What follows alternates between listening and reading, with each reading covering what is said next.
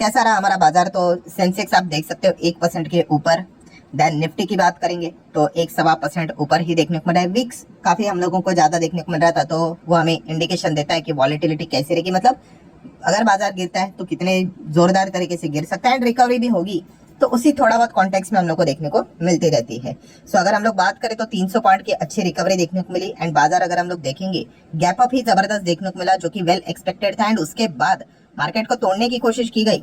But अगर हम लोग यहाँ पे बात करें 24,184 के नीचे हम लोग को बाजार जाने ही नहीं दिया यहाँ पे बुल्स ने, एंड पूरी तरीके से उन्होंने बाजार की जो तेजी थी आज पूरे दिन भर के लिए उन्होंने यहाँ पे मेंटेन रखी। सो नो डाउट इसके पीछे हम कह सकते हैं कि दो बड़े कारण हम लोग को देखने को मिले। दो बड़े कारण मतलब जिस चीज के चलते बियर वालों की ताकत यहाँ पे बड़ी थी, वही दो कारण आज के दिन उनके लिए हम लोगों को सबसे बड़ी मुसीबत बनते हुए देखने को मिले। मतलब अमेरिकन बाजार कल के दिन अच्छा देखने को मिल गया, नियर बाय 300 पॉइंट की तेजी उन्होंने दिखा दी।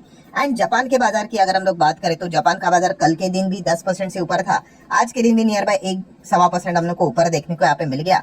सो पूरे दुनिया भर के बाजार अगर आप देखोगे, including European market, Asian market, हमारा मार्केट, सबके सब बाजार में हरा निशानी देखने को, एंड उसकी के साथ साथ अमेरिकन बाजार का फ्यूचर भी नियर बाय 1% अप ही देखने को यहाँ पे मिल रहा है। सो इन सभी चीजों को जोड़कर देख लेंगे तो ऑब्वियसली बाजार में एक अच्छी खासी हम लोगों को तेजी देखने को यहाँ पे मिल चुकी है।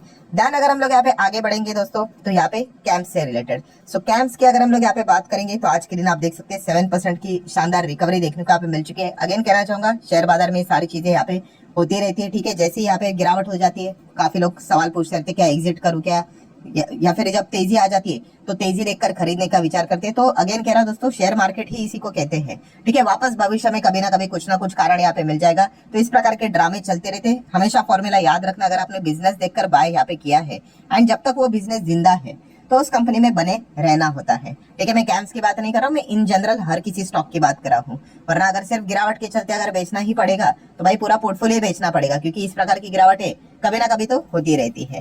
देन अगर हम लोग यहाँ पे आगे बढ़ेंगे दोस्तों तो अदानी विल्मार हम कह सकते हैं खबर के चलते काफी अच्छा रिकवर होते हुए देखने को यहाँ पे मिल चुका है। कौन सी वाली खबर थी वो? यस, अदानी एंटरप्राइज, जो उनका एफएमसीजी वाला बिजनेस है, उसमें उन्होंने जो एडिबल ऑयल से रिलेटेड जो भी काम था वो उन्होंने डीमर्ज किया एंड डीमर्ज करके वो अदानी विल्मार में मर्ज यहाँ पे करने जा रहे हैं। इस चीज के चलते दोस्तों अभी इस चीज की पॉसिबिलिटी काफी हाई है, जो कि कंपनी के खुद सीएफओ ने भी बोली थी। कौन सी?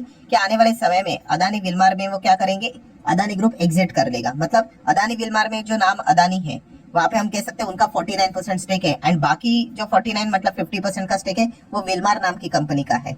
सो अदानी विल्मार में से अदानी यहाँ पे एग्जिट लेने की कोशिश भविष्य में जरूर करेंगे। एंड इसी चीज के चलते क्या हो रहा है दोस्तों कि अदानी एंटरप्राइज में जो एफएमसीजी का बिजनेस हटाकर विल्मार में वो ऐड कर रहे हैं, तो वैल्यूएशन हम लोग को और बढ़ते हुए देखने को मिलेगा। तो नेक्स्ट अटेम्प्ट में हम लोग डेफिनेटली कह सकते हैं जब वो डाइवेस्टमेंट का प्लान करेंगे अदानी विल्मार के स्टेक का, तो अच्छा खासा उनको वैल्यूएशन मिल सकता है, हायर वैल्यूएशन मिल सकता है। इसके होप अभी ज्यादा जनरेट हो चुकी है।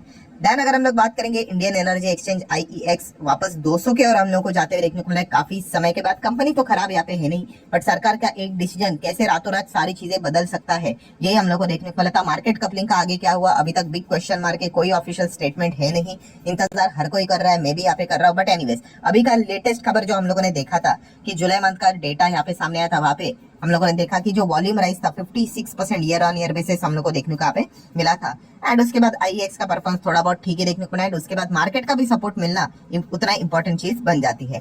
ट्राइडेंट की अगर हम लोग यहाँ पे बात करेंगे 3% की तेजी देखने को यहाँ पे मिल चुकी है, ठीक है। एंटायर टेक्सटाइल इंडस्ट्री में कल के दिन अच्छा परफॉर्मेंस देखने को मिला था, जैसे कि वीडियो बनाकर आपको बताया था कि बांग्लादेश की अगर बात करें उनकी पहचान है टेक्सटाइल इंडस्ट्री, गारमेंट इंडस्ट्री, सो उससे रिलेटेड जो भी काम करने वाली कंपनीज है उनको थोड़ा बहुत सपोर्ट यहाँ पे हो जाता है। इनफैक्ट जो कंपनियां टेक्सटाइल से रिलेटेड जुड़ी हुई है बट बांग्लादेश से उनका कोई संबंध नहीं, वो भी भाग लेते हैं, क्योंकि बोलते ना वो माहौल ही वैसा यहाँ पे बन जाता है। तो इस चीज के एक अच्छा खासा फायदा उनको यहाँ पे मिल जाता है। नेक्स्ट बात करेंगे येस बैंक से रिलेटेड। येस बैंक से रिलेटेड एक खबर बार बार सामने आते हुए देखने को यहाँ पे मिल रही है। कौन सी? जो रिपोर्ट के जरिए यहाँ पे देखने को मिल रही है कि येस बैंक में हम यहाँ पे कह सकते हैं दोस्तों की अभी जो बाकी के बड़े प्लेयर्स हम लोग को देखने को मिले वो एग्जिट लेने का प्लान यहाँ पे कर रहे हैं, ठीक है। एंड इसी चीज के चलते हम कह सकते हैं कि कोई ना कोई यहाँ पे बायर भी हम लोग को देखने को यहाँ पे मिल जाएगा। सो फिलहाल एक जो बायर यहाँ पे सामने आते हुए देखने को यहाँ पे मिल रहा था वो शायद से अभी विड्रॉ कर सकता है, ऐसी खबरें फिलहाल तो देखने को मिले। बट स्टिल एसएमबीसी की बात करें, एमआरएट्स की अगर हम लोग बात करें, एनबीडी की बात करें, तो फिलहाल भी अभी हम लोगों को एज अ लीडिंग कंटेंडर देखने को यहाँ पे मिल रहा है। बट ये सारी चीजें रिपोर्ट के जरिए ये भी पॉइंट आपको पता होना चाहिए। बीच में खबरें भी आई थी कि एसबीआई अपना स्टेक यहाँ पे बेच रहा है, एग्जिट ले रहा है करके। बाद में एसबीआई ने क्लियर कर दिया भाई ये ऐसा कोई ऑफिशियल खबर है नहीं करके, ठीक है। बट अगर खबर ऐसी का अगर भविष्य में अगर आ जाती है तो डेफिनेटली एसबीआई के शेयर के लिए अच्छी खबर रहेगी, क्योंकि उन्होंने जो स्टेक खरीदा था बहुत लोअर लेवल पे खरीदा था, वहां से उनका पैसा ऑलमोस्ट डबल हो चुका है। सो उनको पैसे मिलेंगे तो एक एडवांटेज रहेगा। तो एक पॉइंट भी हम लोग को पता होना चाहिए। अभी तक ऐसा कोई ऑफिशियल खबर नहीं है, बट ये चीजें यहाँ पे चल रही है। नेक्स्ट बात करेंगे मदरसन इंटरनेशनल, देन एमसुमी की बात करें। सो डेफिनेटली जैसे ही यहाँ पे ग्लोबल मार्केट में अच्छी तेजी देखने को मिली तो इन स्टॉक्स में भी अच्छे तेजी के चांसेस यहाँ पे बन जाते हैं, बिकॉज ग्लोबल लेवल पे इनका काफी अच्छा खासा बिजनेस का प्रेजेंस देखने को मिलता रहता है। देन बात करेंगे एचएल, 5% की अच्छी तेजी यहाँ पे देखने को मिल चुकी है। एचएल की अगर हम लोग बात करें तो यस, गिरावट के पीछे हम लोगों को 2-3 कारण देखने को मिल रहे थे। इंजन डिले यहाँ पे हो रहा था, इसी चीज के चलते इनको आगे जो डिलीवरी देनी थी वो डिले होते हुए देखने को मिले थे, एंड इसीलिए पुराने इंजन का इस्तेमाल वो यहाँ पे कर रहे थे, ठीक है। तो ये एक बहुत ही क्रिटिकल इशू हम लोग को काफी बार सरकारी कंपनी में देखने को यहाँ पे मिल चुका है, ठीक है। तो इसी को सॉर्ट आउट यहाँ पे करना सरकार के लिए एक बहुत बड़ा चैलेंजिंग पार्ट यहाँ पे रहने वाला है। मतलब है ये ऐसी चीज है कि इनका डिमांड इतना हायर लेवल पे है, इनकी सारी चीजों को प्लेटफॉर्म सब कुछ यहाँ पे रेडी है, बट ये इस प्रकार की जो चीजें यहाँ पे होती है उसके साथ अगर वो डील नहीं करेंगे तो आने वाले समय में काफी दिक्कत इनको यहाँ पे हो सकती है। आगे बढ़ेंगे जेएफएस से रिलेटेड बोले तो जियो फाइनेंशियल सर्विसेज। सो जियो फाइनेंशियल सर्विसेज कल के दिन हम लोगों ने एक खबर दिखा था, आज के दिन 6-6.25% तेज हुआ है, ठीक है। आज के दिन तो मार्केट ही एकदम अच्छा खासा हम लोग को देखने को मिलता है, जिनसे रिलेटेड छोटा मोटा अच्छा कारण देखने को मिल रहा था वो भी तेजी दिखाते हुए देखने को यहाँ पे मिल रहे थे। सो जियो फाइनेंशियल सर्विसेज ने अपना ऐप लॉन्च किया, जैसे कि आपको पता ही है पेरिस में उन्होंने ऐप लॉन्च किया है, आईफेल टावर के इधर हम कह सकते हैं, बिकॉज ऑफ जो पेरिस ओलंपिक यहाँ पे जो चल रहे फ्रांस में, इसी चीज के चलते हम यहाँ पे कह सकते हैं कस्टमर एक्विजिशन वो यहाँ पे कर सकते हैं, सीमलेस पेमेंट वहाँ पे कर सकते हैं, तो मार्केटिंग भी होते हुए देखने को यहाँ पे मिल रहा है। और जो हॉट टॉपिक फिलहाल बाजार में चल रहा है वहीं पे अगर आप ये चीजें करोगे तो जैसे आपको बोला कि मार्केटिंग आपकी काफी अच्छी खासी होते हुए देखने को यहाँ पे मिल जाती है। सो इसी चीज का फायदा जेएफएस को हम लोग को लॉन्ग रेंज में होते हुए देखने को मिल जाएगा। जेएफएस की बिजनेस की बात करें ना भाई, इनके पास टीम एकदम एक्सपर्ट लेवल की हम लोग को देखने को मिल जाती है। सो ये काफी अच्छा परफॉर्मेंस भविष्य में देने का दमखम रखता है। नेक्स्ट बात करेंगे तो इरेडा से रिलेटेड आज के दिन 5-5.5% की तेजी देखने को मिली है, ठीक है। मार्केट का सपोर्ट इनके लिए भी काफी इंपॉर्टेंट चीज बन जाती है। इरेडा से रिलेटेड कल के दिन ही आप लोगों को बता दिया था कि यस वो फंड रेजिंग का प्लान यहाँ पे कर रहे 5,000 करोड़ वाया एफपीओ के जरिए फेब 25 तक इनको फंड रेज यहाँ पे करना पड़ सकता है। तो ये एक चीज हम लोग को देखने को यहाँ पे मिल रही है। सो डेफिनेटली एफपीओ के जरिए वो फंड यहाँ पे रेस करेंगे तो सरकार का जो स्टेक है इरेडा में वो हम लोग को कुछ हद तक रिड्यूस जरूर होते हुए देखने को मिलेगा। तो एक पॉइंट देखने को यहाँ पे मिल रहा है। तो ऑब्वियसली जितने भी एनबीएफसी होते हैं, ठीक है, उनको बार बार फंड रेजिंग यहाँ पे करनी पड़ती है, तो यही एक प्लान फिलहाल तो इरेडा का हम लोग को देखने को मिल रहा है।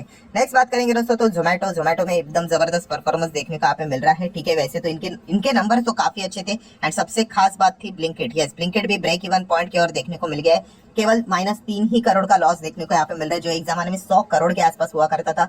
जैसे कि उन्होंने उनके मैनेजमेंट ने बोला था Q1 के करीब हम लोग ब्लिंकिट को EBITDA की अगर हम लोग यहाँ पे बात करें तो ब्रेक इवन के करीब यहाँ पे लेकर आएंगे, और उन्होंने जैसा बोला वैसी चीजें होती हुई देखने को यहाँ पे मिल गए। एंड उसके बाद तो इनके टारगेट यहाँ पे बढ़ गए, और बीच में हम लोगों ने जो एक रिपोर्ट भी देख ली कि प्लेटफॉर्म फी बढ़ाने के चलते इन्होंने 83 करोड़ से ज्यादा का पैसा कमा लिया, ठीक है। और अभी तक प्लेटफॉर्म फी अगर हम लोग बात करें तो 6 के आसपास देखने को मिल रही है, ठीक है। डिपेंड करता है आप कौन से सिटी में हो करके, क्योंकि कुछ जगह पे अभी भी 5 है करके उनको पता है कि कौन से सिटी में, मेट्रोपॉलिटन सिटीज में आपको प्लेटफॉर्म फी ज्यादा ही देखने को मिल जाएगा।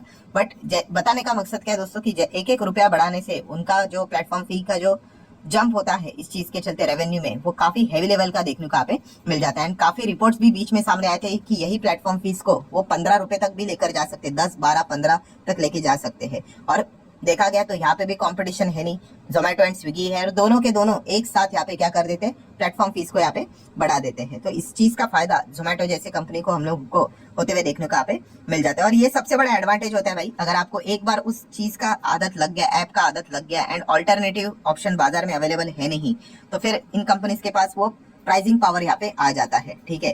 तो इसी चीज के चलते इनको अच्छा खासा बेनिफिट इनिशियल स्टेज पे हम लोग को लगातार मिलते हुए देखने को यहाँ पे मिल रहा है।